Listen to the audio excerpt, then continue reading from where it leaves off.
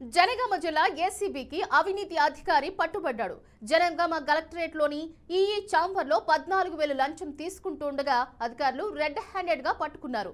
ఆర్ఎండ్బి ఈఈ హుస్సేన్స్ తో పాటు టెక్నికల్ అసిస్టెంట్ రవీందర్ ను అధికారులు అదుపులోనికి తీసుకున్నారు.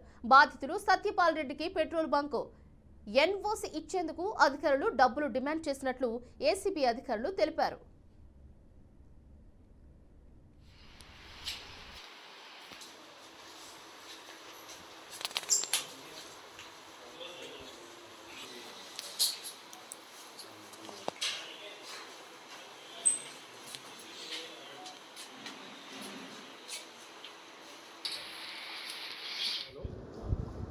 ఆర్ఎండ్బి ఈఈ ఆఫీస్లో జరిగిన ట్రాప్ వివరాలు ఏంటంటే, లింగాల గన్పూర్ గ్రామానికి చెందినటువంటి ఒక ఫిర్యాదుదారు, అతను ఎక్స్ సర్వీస్ మెన్,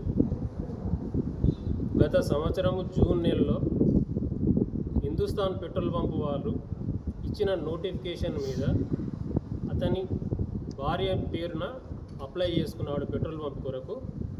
అట్టి పెట్రోల్ పంపు డ్రా తీయగా అతనికి అలాట్ అయింది. పెట్రోల్ పంపు ఎస్టాబ్లిష్మెంట్ చేయటం గాను